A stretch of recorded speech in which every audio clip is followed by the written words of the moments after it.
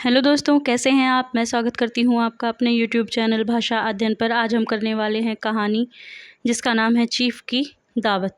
Paper में आने वाले सभी पॉइंट्स को आज हम इस एक वीडियो में डिस्कस करेंगे, वो भी बहुत शॉर्ट टाइम में, ताकि आपका कोई भी क्वेश्चन इस कहानी से छूटे ना। तो इसलिए वीडियो में अंत तक बने रहिएगा। और अगर अभी तक आपने चैनल को सब्सक्राइब नहीं किया है तो चैनल को सब्सक्राइब कर लीजिएगा और वीडियो को लाइक कर दीजिएगा। ठीक है, तो चलिए शुरू करते हैं आज की कहानी चीफ की दावत। भीष्म साहनी जी ने। भीष्म साहनी जी कौन है? एक प्रगतिशील कथाकार है। इन्होंने कहानी के साथ साथ उपन्यास और नाटकों में भी काम किया है। ठीक है, इनकी रचित जो कहानी है चीफ की दावत, वो किसमें संकलित है? वो संकलित है पहला पार्ट कहानी संग्रह में। ठीक है, जो कब प्रकाशित हुआ है? 1957 में। और यह पहला पार्ट जो कहानी संग्रह है, इसमें कुल 15 कहानियाँ संग्रहित है। उन 15 कहानियों के नाम भी हम देख लेते हैं। हाँ जी, उन 15 कहानियों के नाम देखिए। पहला है चीफ की दावत, चीफ की दावत, रानी महतो, भाई बंद, पहला पार्ट। ठीक है, इसके बाद प्रण्य लीला, पहचान, समाधि भाई राम सिंह, बाप बेटा, कांटे की चुभन, ऐशम धर्म सनातनम, पाप पुण्य ललिता, अकाल मृत्यु, छिपे चित्र और फूला। ठीक है, तो ये जो 14 जो कहानियाँ हैं ये किस में है? ये पहला पार्ट कहानी संग्रह में लगी हुई है, जिसमें कौन सी है? चीफ की दावत लगी हुई है। ठीक है, चलिए आगे चलते हैं। जो पहला पार्ट कहानी संग्रह है, यह है साहनी जी का दूसरा कहानी संग्रह है। साहनी जी का पहला कहानी संग्रह कौन सा है? पहला कहानी संग्रह है भाग्य रेखा। ये भी आपको याद होना चाहिए, पूछा जा सकता है, पेपर की दृष्टि से महत्वपूर्ण है। ठीक है, अब बात करें अगर इसके केंद्रीय बिंदु की, तो मध्यम वर्गीय परिवार का इसमें वर्णन किया गया है।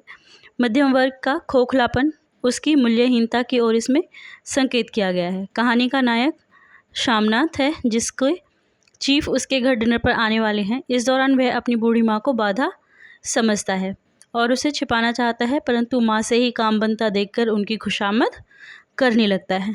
ठीक है, तो इसमें एक मध्यम परिवार जो है उसका वर्णन किया गया है कि किस प्रकार से जो मध्यम वर्गीय परिवार है वो अपने जो है स्वार्थ के हिसाब से अपने व्यवहार में परिवर्तन करता है। ये सारी चीज़ें दिखाई गई है। साहनी जी की जो कहानियाँ हैं उनमें अधिकतर मध्यम वर्गीय परिवार का ही प्रवेश दिखाया जाता है, मध्यम वर्गीय समाज को ही दिखाया जाता है।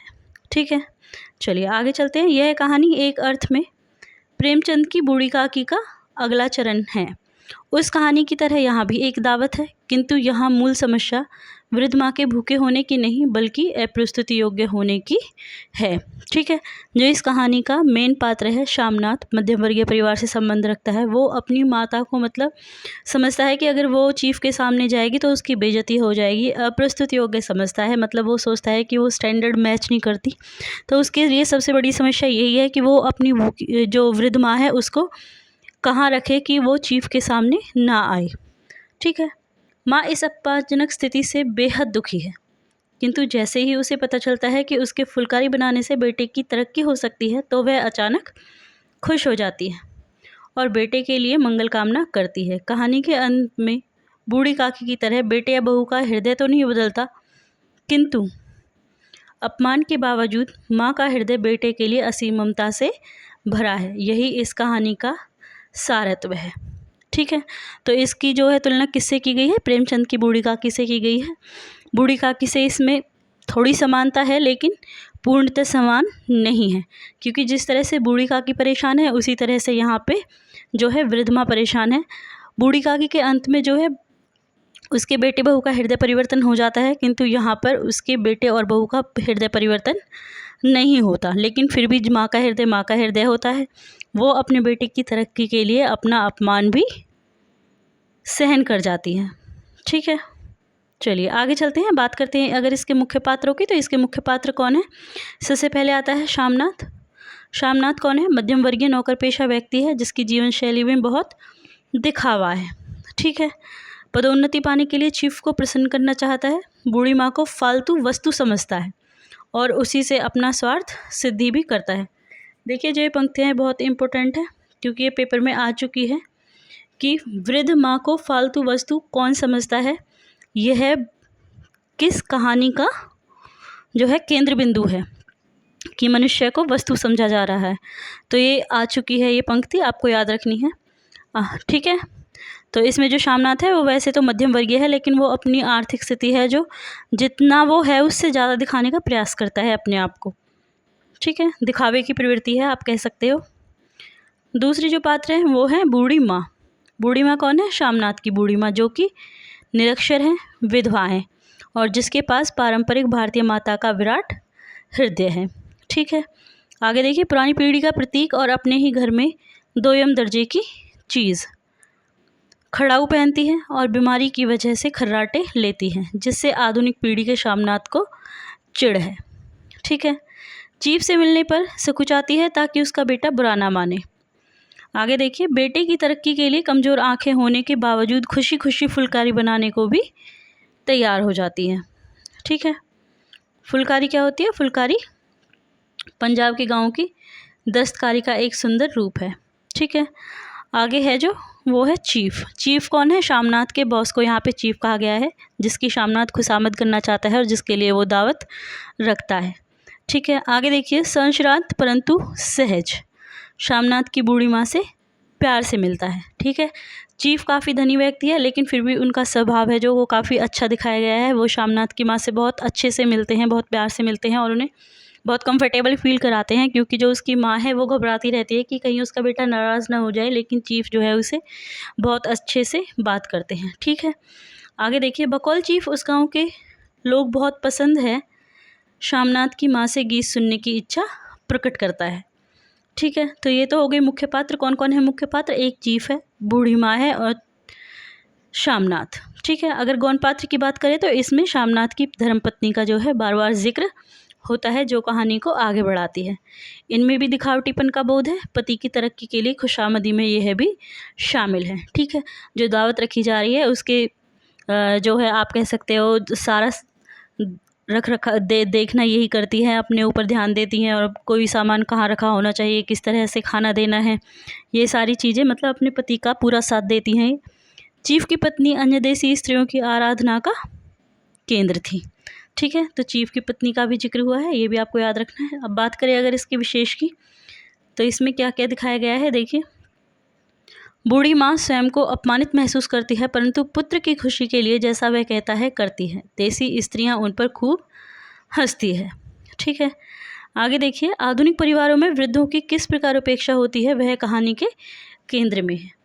ठीक है, तो ये पंक्तियाँ महत्वपूर्ण है। कहानी का केंद्र क्या है कि किस प्रकार से वृद्धों की आधुनिक परिवार में उपेक्षा होती है, उन्हें फालतू वस्तु के समान समझा जाता है, यही इस कहानी का केंद्र है।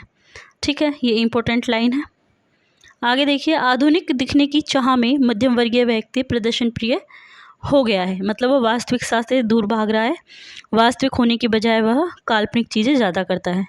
चीफ की दावत पारिवारिक जीवन मूल्यों के विघटन को भी प्रदर्शित करती है। ठीक है, पारिवारिक जीवन मूल्यों को विघटन के कैसे प्रदर्शित करती है? क्योंकि जो श्यामनाथ है वो जो है अपनी माँ को अप्रस्तुतीय समझता है, वो समझता है कि वो मतलब चीफ के सामने आने लायक नहीं है, तो इसलिए वो उसे शर्मिंदगी महसूस करता है और उसे छुपाने की कोशिश करता है।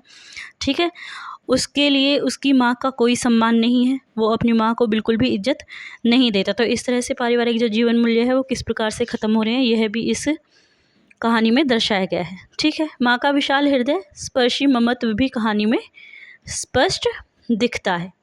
ठीक है, चाहे औलाद कैसी हो, लेकिन माँ का हृदय कितना विशाल होता है यह भी इस कहानी में दिखाया गया है। ठीक, चलिए अब बात करते हैं कुछ महत्वपूर्ण पंक्तियों की जो कि परीक्षा में आ सकती है। तो पहले देखिए, घर का फालतू सामान अलमारियों के पीछे और पलंगों के नीचे छिपाया जाने लगा। तभी श्यामनाथ के सामने सहसा एक अड़चन खड़ी हो गई, माँ का क्या होगा। ठीक है, आगे देखिए, जो वह सो गई और नींद में खर्राटे लेने लगी तो मतलब श्यामनाथ है जो वो सोच रहे हैं कि जब चीफ की दावत रखी है, रात को जब दावत चलेगी तो घर में बाकी सारा सामान तो छुपा दिया गया है, लेकिन तभी उसे सामने जो है एकदम से माँ को देखकर ख्याल आता है कि माँ को वो कैसे छिपाएगा। ठीक है, इसके अलावा फिर वो सोचता है कि अगर वो सो गई तो, क्योंकि उन्हें बीमारी की वजह से नींद में खर्राटे लेने की आदत है। तो ये पंक्ति आपको याद रखनी है, कहाँ से है, ये चीफ की दावत से है। ठीक है, अच्छी भली है भाई के पास जा रही थी, तुमने यूं ही खुद अच्छा बनने के लिए बीच में टांग अड़ा दी। ये किसने कहा है? ये कहा है श्यामनाथ ने। कौन किससे कह रहा है? अपनी पत्नी से कह रहा है। ठीक, आगे देखिए, और खुदा के वास्ते नंगे पाँव न घूमना, न ही वह खड़ाऊ पहनकर सामने आना, किसी दिन तुम्हारी ये खड़ाऊ उठाकर मैं बाहर फेंक दूंगा। ये पंक्तियाँ कौन कह रहे हैं? ये पंक्तियाँ शामनाथ कह रहा है, किससे? अपनी माँ से। ठीक है, तो शामनाथ की पंक्ति है, अपनी माँ को कह रहे हैं। आगे देखिए, 7 बजते बजते माँ का दिल धक धक करने लगा। अगर चीफ सामने आ गए और उसने कुछ पूछा तो वह क्या जवाब देगी? अंग्रेज़ों को तो दूर से ही देखकर घबरा उठती थी। यह तो अमेरिकी है, न मालूम क्या पूछे, मैं क्या कहूँगी? माँ का जी चाहा कि चुपचाप पिछवाड़े विधवा सहेली के घर चली जाए, मगर बेटे के हुक्म को कैसे टाल सकती थी। चुपचाप कुर्सी पर से टांगे लटकाए वहीं बैठी रही। ठीक है, तो इसमें किसका जिक्र किया गया है? शामनाथ की बूढ़ी माँ का जिक्र किया गया है, उसके विषय में बताया गया है। ठीक है, देखिए जो पंक्तियाँ मैं आपको करा रही हूँ सभी पंक्तियाँ महत्वपूर्ण हैं। कुछ पंक्तियाँ पहले आ भी चुकी हैं, तो इसलिए सभी पंक्तियों को याद रखना है कि कौन सी कहानी से है, ये चीफ की दावत से है। ठीक है, शामनाथ का क्रोध बढ़ने लगा था। बोलते गए, तुम मुझे बदनाम करना चाहती हो ताकि दुनिया कहे कि बेटा माँ को अपने पास नहीं रख सकता। ये शामनाथ अपनी माँ से कब कहते हैं? जब वो वहाँ से जाने के लिए कहती है। ठीक, आगे देखिए, नहीं बेटा, अब तुम अपनी बहू के साथ जैसा मन चाहे रहो। मैंने अपना खा पहन लिया, अब यहाँ क्या करूँगी? जो थोड़े दिन जिंदगानी के बाकी हैं, भगवान का नाम लूँगी। तुम मुझे हरिद्वार भेज दो। ठीक, आगे देखिए, तुम चली जाओगी तो फुलकारी कौन बनाएगा? साहब से तुम्हारे सामने ही फुलकारी देने का इकरार किया है। ठीक है, तो इसमें स्वार्थपरता दिख रही है शामनाथ की। अपनी माँ के बारे में ना सोचकर वो अपनी जो है प्रमोशन के बारे में सोच रहा है। आगे देखिए, मेरी आंखें अब नहीं हैं बेटा जो फुलकारी बना सकूं, तुम कहीं और से बनवा लो, बनी बनाई ले लो। ठीक है, तो शामनाथ की माँ अपनी जो है दिखाती है, असमर्थता दिखाती है फुलकारी बनाने में। माँ, तुम मुझे धोखा देके यूँ चली जाओगी, मेरा बनता काम बिगाड़ोगी। जानती नहीं, साहब खुश होगा तो मुझे तरक्की मिलेगी। ठीक, आगे देखिए, माँ के चेहरे का रंग बदलने लगा। धीरे धीरे उनका झुर्रियों भरा चेहरा खिलने लगा, आंखों में हल्की हल्की चमक आने लगी। मैं तो बना दूंगी बेटा, जैसे बन पड़ेगा बना दूंगी। ठीक है, लेकिन जब शामनाथ कहते हैं कि अगर आप फुलकारी बनाओगी तो मेरी तरक्की हो जाएगी, तो जो बूढ़ी माँ है वो अपना अपमान, अपनी असमर्थता सब कुछ भूल के और उसके चेहरे पर खुशी आ जाती है और वो कहती है कि अगर इससे मेरे बेटे की खुशी है तो मैं इसको ज़रूर ही बनाऊंगी। ठीक है, तो ये थी आज की कहानी चीफ की दावत। एक बार फिर से हम इसके मेन पॉइंट्स जो हैं कर लेते हैं। तो सबसे पहले भीष्म साहनी जी की ये कहानी है चीफ की दावत। किसमें है? पहला पार्ट कहानी संग्रह में संकलित है, कब प्रकाशित हुई है? 1957 में। इसके अलावा इसमें 14 कहानियाँ और हैं, वो सब मैं आपको करा चुकी हूँ। इससे पहले मैंने उनके नाम बताए थे, वो भी याद होने चाहिए। अगर पात्रों की बात करें तो पात्र कौन है? शामनाथ है जो कि मुख्य पात्र है, उसके बाद शामनाथ की माँ और चीफ, ये मुख्य पात्र हैं। और शामनाथ की पत्नी जो है वो गौण पात्र हम कह सकते हैं, जो कहानी को आगे बढ़ाने में हमारी मदद करती है। ठीक है, चीफ की दावत कहानी का जो कथानक है वो मध्यम वर्गीय परिवार की जो है स्थिति को दर्शाता है कि किस प्रकार से जो मध्यम वर्गीय परिवार होता है वो अपनी आर्थिक स्थिति को ज़्यादा सुदृढ़ दिखाता है, और आज के आधुनिक समाज में किस तरह से जो है वृद्ध घर के जो वृद्ध होते हैं उन्हें फालतू वस्तु के समान समझा जाता है। ठीक है, तो यही कुछ मेन पॉइंट्स है इस कहानी के। ये कहानी इतनी बड़ी नहीं है, अगर आप पढ़ोगे तो आपको समझ आएगा। ठीक है, तो एक बार से अगर हो सके तो इसके जो है ओरिजिनल कहानी भी पढ़ लीजिएगा। बाकी इस वीडियो से बाहर इस कहानी से कोई क्वेश्चन नहीं आएगा। तो ये थी आज की कहानी, कल एक फिर कहानी लेके हम आएंगे। तब तक के लिए नमस्कार। वीडियो को लाइक और चैनल को सब्सक्राइब करना मत भूलिएगा।